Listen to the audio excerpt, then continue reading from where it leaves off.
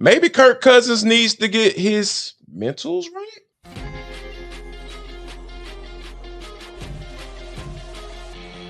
This is Locked On Sports Atlanta, and it's time for the Atlanta Football Party, only on Locked On Podcast Network, your team every day.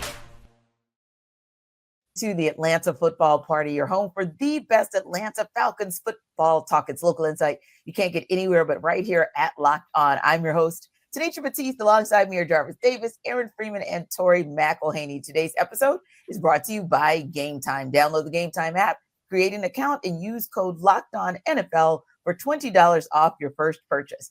Our Atlanta Football Party is also part of the Locked On Podcast Network, your team every day. So 5 was a magic number for the Falcons defense, despite Sunday's 17-13 loss to the Los Angeles Chargers. We'll discuss and we'll talk about why outrunning the South is becoming a bit more challenging because the Falcons offense didn't outrun the Chargers defense and hasn't really outrun anyone of late behind 18. But first, let's talk about getting to a number that's not so magical. So Kirk Cousins was picked off 4 times Sunday, which makes it 6 picks in the last 3 games.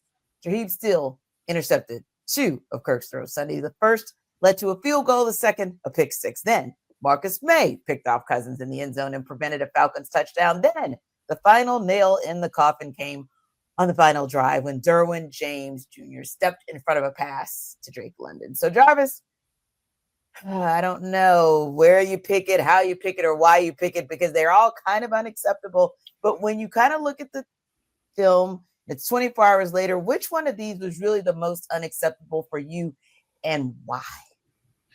The one in the end zone, that stunk. That was absolutely just awful because it just seemed like he was just, all right, man, I'm just going to see what's going to happen. I'm going to throw this lollipop into the end zone and just pray somebody in a black jersey comes up with it. And it was just, that was just, it was, I just don't understand. Because here's the thing, y'all. Kurt was brought in here to be the grown-up. And I love, that is the perfect scenario. He acted like a petulant child in that particular situation. Oh, I ain't get what I want. Oh man, I'm just gonna go and just somebody else take it. Somebody else get it. Somebody get this ball out of my hands. And my thing is, it was so many things that could have happened on that play. He could have looked to his left. Bijan Robinson was right there, basically in a dead sprint. Like, hey man, just flick it to me. I can take off. I'm going to outrun this dude that's 2 yards away from me. Or he could have took off running. It just run, because everybody was in the end zone because they were right around where the ball was that you threw it. That's where all the Chargers were. It was like 7 of those guys over there. It looked like they had 12 people on the field. It was just absolutely ridiculous. So yeah, that was the worst pick I've seen from Kirk Cousins this year. Probably in the games that I watched when he played for other teams. It was just absolutely just awful. And when you get to a point where the quarterback is throwing interceptions like that, like, man, I started to question a lot of stuff, and he needs to be questioning himself at this point. And it seemed like he was like that after the game, but it's just unacceptable at this point. 13 years in the game, there's no reason for that. Sorry. Yeah, Tori, and normally you would think the pain point would be a pick 6, but in this instance, especially how Jarvis kind of explained it there, it really was the most egregious of all for me, I would say, for most yesterday as well. But what about for you? And kind of, I'm sure you're thinking about it from this perspective that Jarvis did, but any other thoughts that you have about why that one and why it had to happen and just kind of how it all evolved? Yeah, I think that one was the worst one. Point blank period. I think Jarvis said it very, very well. When you can just shovel it to Bijan, he's right there. If anything, you pick up at least a couple of yards, but knowing Bijan, it could have likely been a touchdown. And I think the whole thing, and this was Kirk Cousins after the game, he said that if he played to the standard of what he knows he can play to, it gives the Falcons a chance to win this game. Yeah, I would argue if he did half as much as what he did, if he did half of it, if you throw 2 interceptions instead of 4, if they just if he throws away those balls, if they drop his interceptions, I think this team probably wins this game. And that's what's so hard, because this defensive performance deserved to win that game. Yeah. What this defense did and what they were able to do, they deserved to win that game. You can't look at the stat sheet and be, if you're the Falcons, like, to me, it's unacceptable that you outgained the Chargers 350 total yards to 187. They did not score an offensive touchdown. There were, I'm just like kind of a little bit, I'm very frustrated too with, like, when you look at the second half where the Falcons ran 50 plays, had over 200 yards of total offense, in comparison to the Chargers 17 plays and like 43 some odd yards, and they still won. Like, that just doesn't compute in my head, but it all goes back to those turnovers. And I'll say this too, just to not like beat a dead horse with the interception out the back of the end zone, but the pick six, that one also I think was like, if I think the end zone one is number 1 A, and that's kind of like a close second, 1B, if you will, because that was telegraphed the entire way. And even if it does, and I don't even like the decision to go there, especially with, I believe, and I need to go back and watch this because I need to see the all 22 on it, but I believe that he had Drake London down the other side. I just didn't understand. I just didn't understand it. And to kind of add to what you're saying, like, and this is my biggest fear with this team. Like, you should have seen Darnell Mooney's reaction. Oh my gosh, the man absolutely lost it. Took his helmet off. He was just super frustrated after Kirk threw that interception. And we know those guys sit right next to each other. You know, their lockers are right there next to each other, so they always communicating. My biggest fear is just to make sure that he kind of eases that relationship after this game, after this type of performance. You got to get with your guys and say, hey man, my bad, and here's how we're going to fix it, because you can't allow those thoughts and feels that Darnell Mooney displayed to kind of linger and continue as the season goes along. And Aaron, when you look at what happened yesterday, the challenge is, I think the biggest challenge is it wasn't just yesterday. This is a conversation that we're now having, and I'm saying 4 weeks because I'm including that bye week. So now we've been having this conversation for a month, where unfortunately Kirktober disappeared in November. So how do we get back to that in December? Because let's face it, that's also been the knock on him pretty much his entire career, where he'll be this MVP caliber looking Kirk Cousins, and then the next week or 2 weeks or 3 weeks in a row, then he'll look like the guy that's the backup to the backup. So I kind of want to ask that question of you. And I don't want to make it too simplistic, because it's obvious, don't turn over the ball. But when you look at what happened yesterday, and when you look at what's happened across these last couple of weeks, kind of which do you think is the easiest to fix? The undo, meaning, hey, Kirk, let's start right there as far as the low-hanging fruit of what you easily shouldn't do next week and we shouldn't see again this season. Well, if we're looking at the interceptions, like the specific ones, I think the end zone one is probably the easiest to fix, just because you're not going to see Kirk Cousins extending plays outside the pocket and lobbing up throws all that much. So it's just basically, check the ball down, Kirk, do what you do.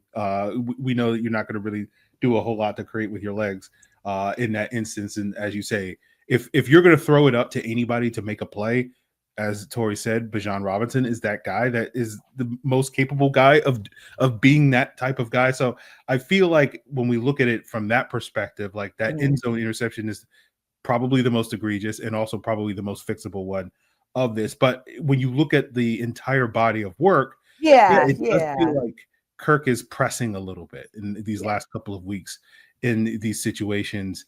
And whether it's the pressure of, the team getting out to the lead and feeling like he needs to, step up or whatever he has to do, whatever's going through his head that is causing him to make some of these mistakes. Because, I would push back on what Jarvis said. Like, I feel like the interception he forced to Drake London against the Broncos was probably the worst decision he made this season. But certainly we can. There's a lot of bad decisions that we can debate on which one's the worst. That's the problem, I guess, is really what you're getting at, which is like there's too many of those in that conversation.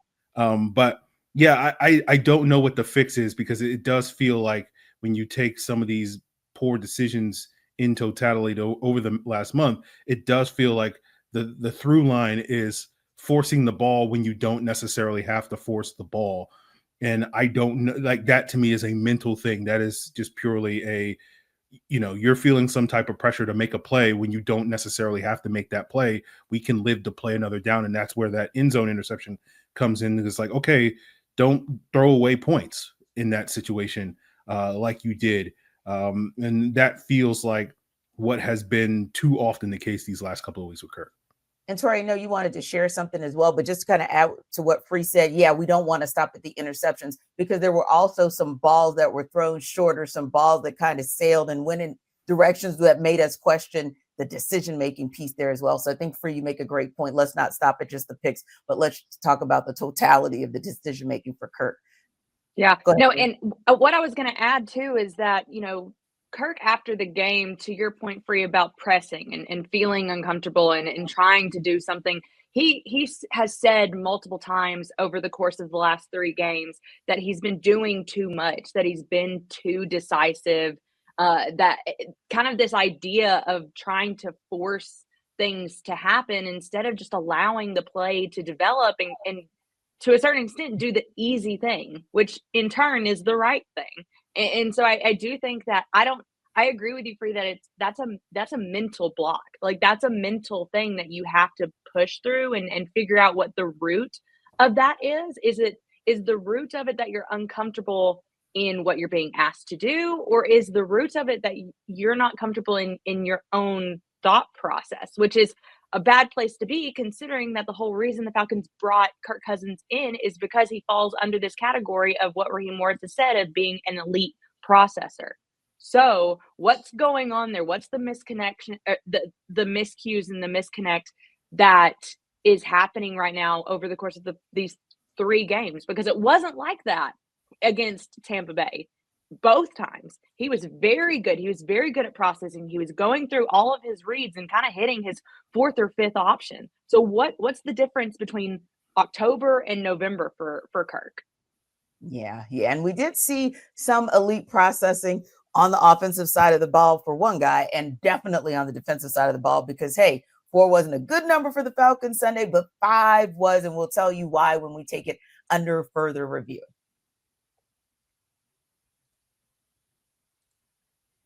This episode of our Atlanta Football Party is brought to you by Ice Shaker. Hey, Locked On Falcons fans and Atlanta Football Party fans, we know that you're like us, and your holiday shopping list is probably far from complete at this point, but you do have a couple of weeks. But if that's the case, we got the perfect gift for the passionate sports fan in your life. Perhaps you've heard of Ice Shaker, which is now officially licensed with the NFL, NHL, NBA, NCAA, and Major League Baseball, and will make the ideal gift. It was created by and used by the Gronkowski brothers, and Ice Shakers has sold over 1 million bottles. They've changed the game with workout bottles, and this is the gift you've been looking for. Go to iceshaker.com and use the code LOCKEDONNFL at checkout to save 25% on your order. Now, it's kitchen-grade stainless steel bottles that won't absorb color like the plastic bottles do, and it's patented with an agitator that breaks up powders, which is a really good look. So when you think about that as not just a cool gift, but a useful gift, something that you want to think about for the cool people in your life that you want to gift this holiday season. So order your team-branded bottles today at iceshaker.com. and use the code LOCKEDONNFL for 25% off your order. Ice Shakers, show your support for your team with the best branded workout bottles in the market, Ice Shakers. This episode of Atlanta Football Party is also brought to you by BetterHelp. How do you stay cozy during the winter months? Now, for some, wrapping up in a blanket with a mug of hot chocolate or watching a movie with family or a football game is the best way to spend the month of December. Therapy is also a great way to bring yourself some comfort that never goes away, even when the season changes. Now, if you're thinking about starting therapy, give BetterHelp a try. It's entirely online, designed to be convenient, flexible, and suited to your schedule. Just fill out a brief questionnaire to get matched with a licensed therapist and switch therapists anytime for no additional charge if the first one maybe doesn't work out. So find comfort this December with BetterHelp. Visit betterhelp.com/locked-on today to get 10% off your first month. That's BetterHelp, HELP.com/locked-on.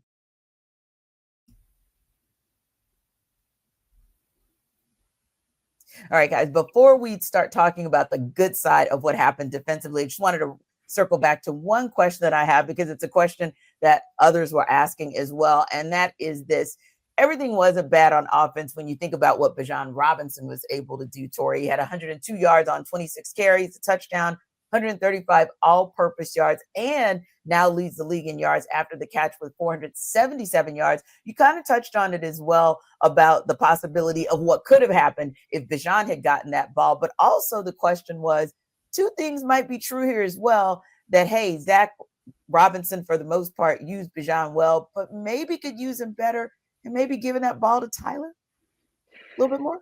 Yeah, maybe. I mean, I think I go back to the jet sweeps. 2 jet sweeps on 3rd and short, and they're dropped for no gain and a tackle for a loss. When you have Bijan Robinson and Tyler Algier, that's not something that I feel like, I mean, and I have to be careful here, but I just don't think that that's what you do. But the bigger thing to me is the connection between the run and the pass. Yes. And I found this stat actually this morning. The Falcons are 1-6 when Kirk Cousins has a sub 90 passer rating, but 5-0 when he has a passer rating of 90 or higher. And that to me is very indicative that, like, you're relying very heavily on Kirk Cousins in this offense, which you should. He's the quarterback. Quarterback play is gospel. I understand that.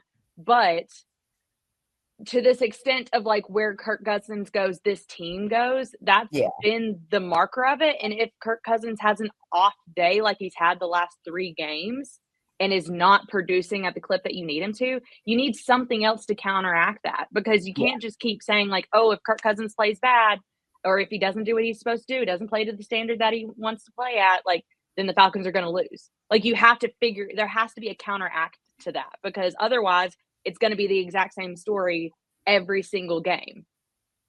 Yeah, because if you have 24 of 39, I think that's a great point that you make. And sorry, Jarvis, I just wanted to chime in and agree that, if it's 24 of 39 or it's 25 of 40, we don't need to see that at some point. You just got to figure out, hey, maybe the run can set up the pass because of the guys that you have in the backfield. And then to your point, maybe if you utilize those guys in the backfield, like the fact that you have Bijan Robinson, who can catch a ball and catch it quite well, and Tyler Algier, who's also improved in that area, maybe kind of put some wrinkles in there in that regard until maybe your quarterback can get back to where you need him to be. Now, I was just going to add, I mean, I think you make a great point too, T, because here's the thing. Like, that can be the counterpoint to what Tori was talking about as a solution, because I tweeted out during the game, I was like, Kirk Cousins is going to be the death of this team, because it's the way this roster is constructed, it's built to, hey, you have to play well in order for this team to win games. And if you don't, that's what's going to happen. They're going to lose. And that's just the fact. But I think that being more of a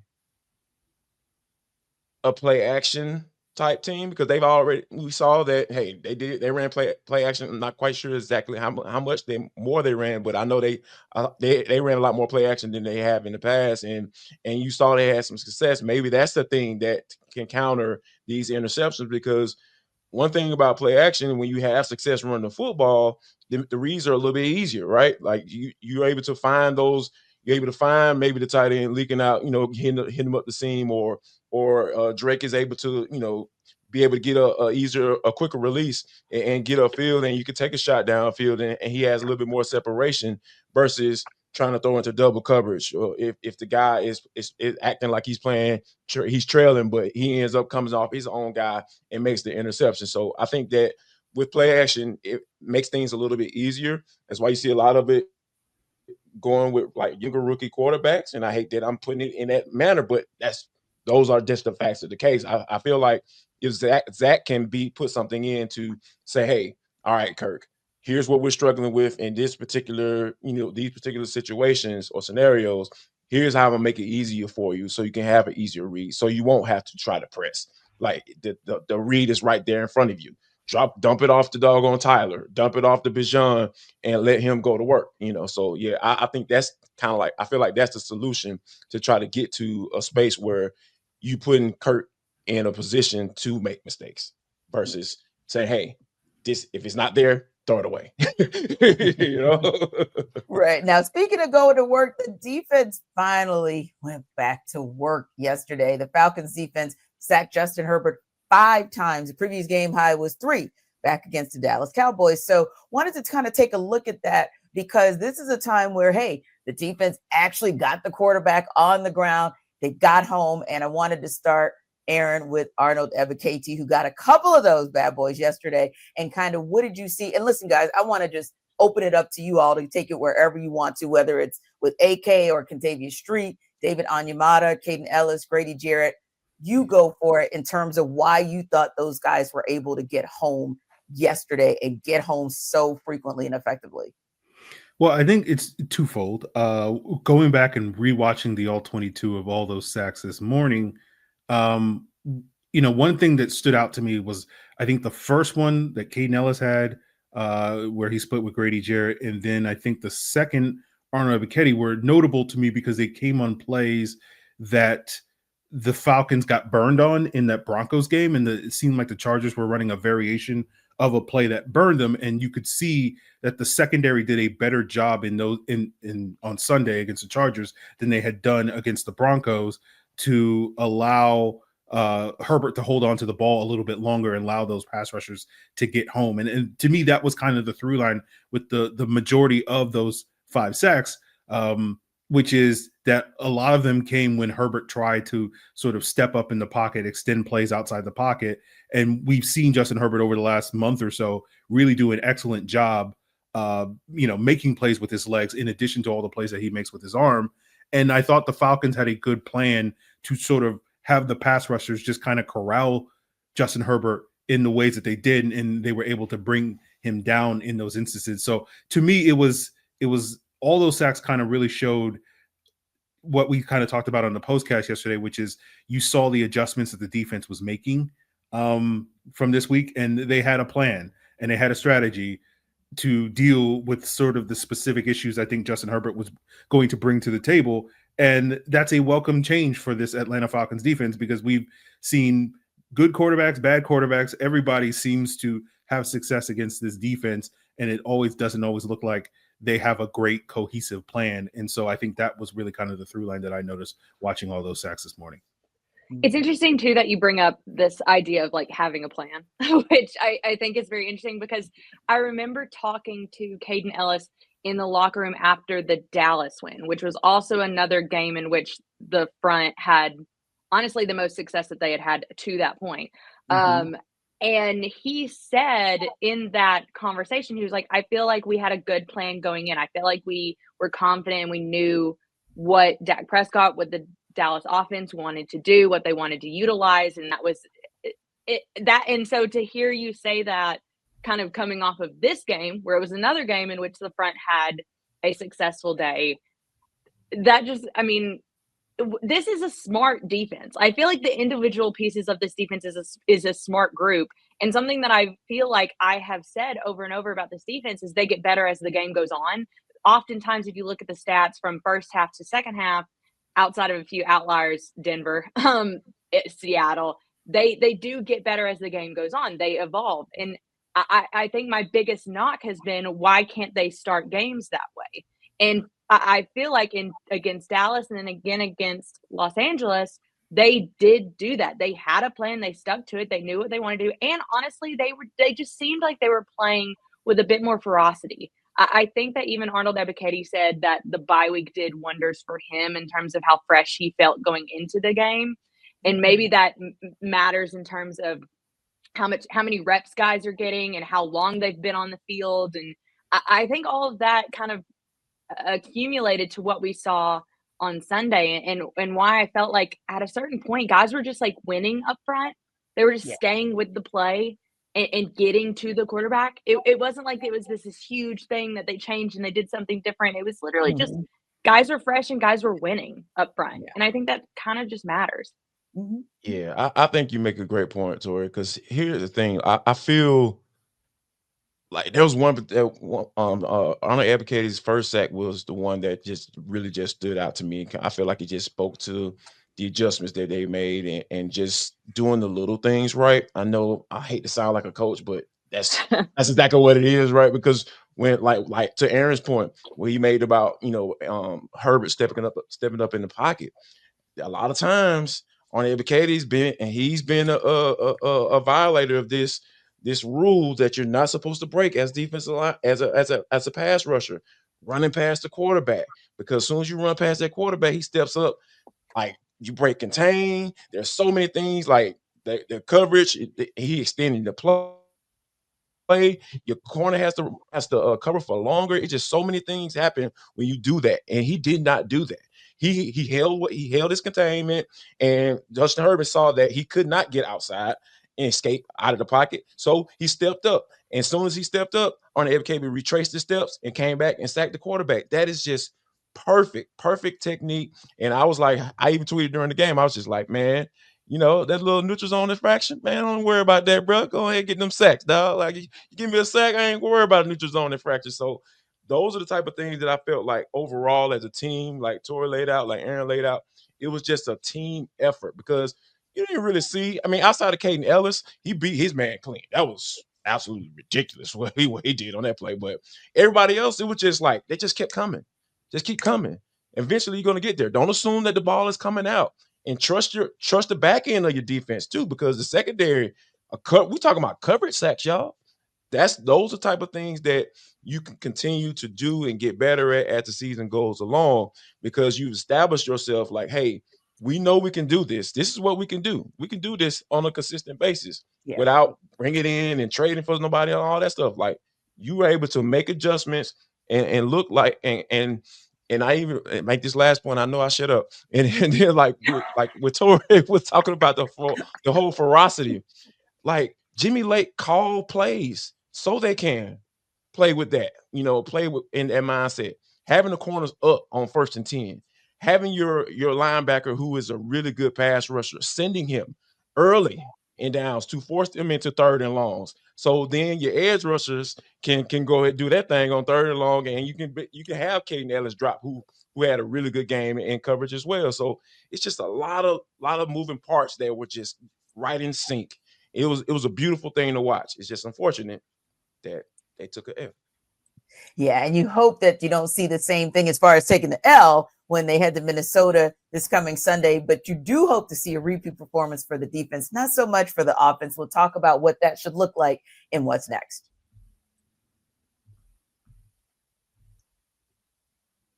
This episode of our Atlanta Football Party is brought to you by FanDuel. Get ready to tackle the NFL action with FanDuel, America's #1 sportsbook, because right now, new customers can bet $5 and get $150 in bonus bets if you win.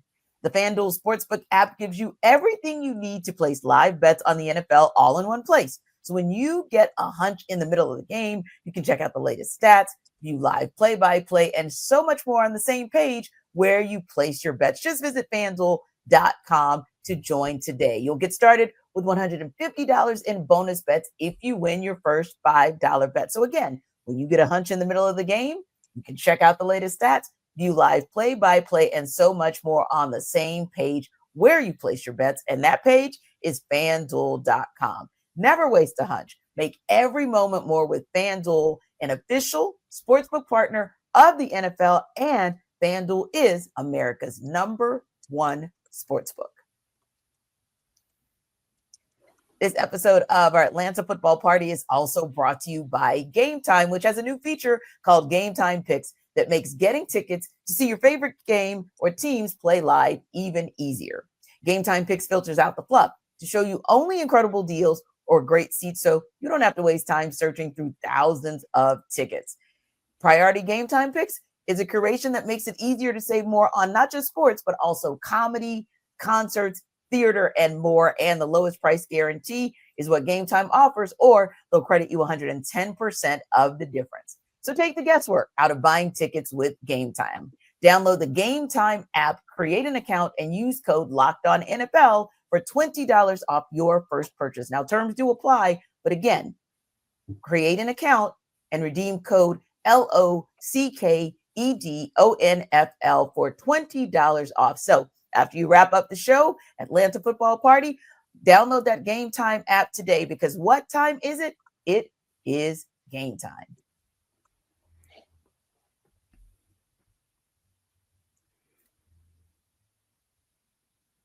Locked On Sports Atlanta is a free 24/7 sports streaming channel and is programmed to bring you all Atlanta sports on one channel. Locked On Sports Atlanta also brings you the best coverage for the Falcons, Hawks, Braves, and Bulldogs. Streaming 24/7 on YouTube or the free Amazon Fire TV channels app, or the Locked On Podcast Network, your team every day. So we know the obvious, Tori, which is that Kirk Cousins is heading back to his old stomping grounds when the Falcons, of course, go on the road to face the Minnesota Vikings. He's taking a trend there that we don't really want to see continue, and that's 0 touchdown passes in the last 3 games. So we know we talked a lot about what we want to see Kirk do, but for you, Tori, what do you want to see from Zach Robinson? If you're Zach, how would you help Kirko to maybe return to Kirktober form? Yeah, I think it was something, and I can't remember if this was Free or Jarvis who said this, but the whole idea of just making it simple, like, and I feel I don't like saying that for a guy who's a 13-year vet in this league, to go back to simple things and to make it almost elementary and just do the simple things right. Just move the ball downfield, don't make mistakes, kind of set the bar and expectation a little bit lower.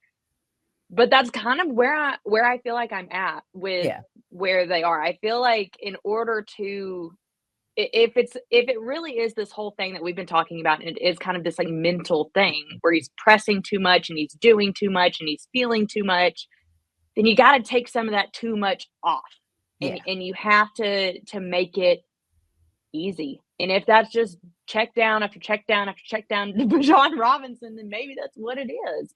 It doesn't make for exciting play. It doesn't make for things that are going to make these amazing highlight reels or anything like that. But if it wins you the game, I really don't care. Do whatever is going to be simple enough to win you the freaking game. Because at this point in time, the pendulum is swinging back to Tampa Bay. And you are going to have to win one more game than Tampa Bay down the stretch in order to see a future beyond the end of the regular season. And if they play the way that they've been playing the last 3 games, that's going to be hard to do when you have the Vikings, the Commanders, heck, the Raiders, the Panthers. Like, we're talking about teams that, like, you fundamentally on paper, outside of maybe the Commanders and the Vikings, fundamentally on paper you should beat. Fundamentally on paper, they should have beat the Chargers, the Broncos, and the Saints, and they didn't. So you've got to figure something out. Yeah, and you think about what the Panthers did to take the Tampa Bay Buccaneers right to the edge yesterday, and it looked a little different than you thought it might look. Yeah, I think that I'm all on board with what Tori just said. Like, and I think it starts with Zach Robinson. Zach Robinson has to do this. He has to go to his quarterback and say, "Hey, man, here's what we're going to do. We're gonna simplify things, and once we get back to doing simplifying things and maybe getting to 24, 25 points a game, because that's the magic number that's been, for this team. And if you can get to 30 doing that, oh my gosh, we might not ever go back. We're going to ride this thing out. But I think that right now, given this 6 interception, no passing touchdown streak that Kirk is on right now, like, hey, man, there shouldn't be a rebut at this point. And Zach Robinson has to fix it. And I think that, in his first year in calling plays, and this is going to be one of those moments where you're going to have to put your big boy pants on and say, "Hey, Kirk, I know you experienced. I know what you got going on, but, sir, throwing all these picks is unacceptable." Yeah. Like, you have to make that known to him. And whether he has to do it through a Post-it note or whatever he does and all that stuff, but voice memo. Do a voice memo. You know what I'm saying? Send it to him like, "Hey, man, I love you, bro. but we're going to stop throwing these picks, and here's how we're going to do it. Mhm. And I need your mind, your mental to be focused on what I'm telling you to do, and not trying to make a play for yourself. So yeah, that's where we are. Yeah. Well, I'm just laughing at Kirk going back to his locker and just having like a little yellow post that says no more INT, and it's like, oh, that was all that needed to fix the problem. Like that would be hilarious to me. But Like, you know what? no. That's the truth, though. When you overthink it, sometimes you just gotta go back to basics. I would love to see it. I would just love to see a post-it note be the solution to all the Falcons' problems. Like, oh man, I wouldn't have to deal with. Why didn't we think about that? Right? Yeah, like come on, man. You know? We gotta keep it simple, baby. Simple solutions, baby. Kiss. You know, keep it simple, stupid. Yeah, I got you. So, yeah, I think, to the point though, it's like I do think the Falcons can kind of simplify their offense just because they have enough playmakers where it's just kind of just like point and click, point and shoot, whatever you want to describe it as. It's just like, okay, here's a play for Bijan, here's a play for Tyler Algier, here's a play for Kyle Pitts, here's a play for Drake London, here's a play for Darnell Mooney, here's a play for Ray McLeod, and you can just kind of cycle through that, and then it's like, hey, Kirk, if that first read is not there, boom, check it down, right? And we'll just keep this thing moving, and we can play consistent football, and we'll be able to run the football, and if you don't turn the ball over, and if our defense has a plan again next week against the Vikings, that's a winning formula, as Tori is saying. Like that will put you in a position like we saw earlier in the season, where late in the fourth quarter you'll be in a position to maybe win the game, and then you can have Kirk sort of do what he did against the Eagles, and that's when you can start being more aggressive if you need to be aggressive and pushing the ball down the field and all those various things to go out there and win the game. And I feel like that is kind of the strategy that, until they can get this right and get it back on track, that's kind of the strategy they need to adopt. Yeah, maybe it's green sticky notes, guys, because green means go and green means good. So maybe. Thanks to our everydayers for making the Atlanta Football Party your first listen of the day. Be sure to stop by the Atlanta Football Party Mondays and Thursdays for a double dose of all things Falcons. And be sure to like and subscribe to our YouTube channel. We're free and available wherever you download your podcast. And we'll see you Thursday.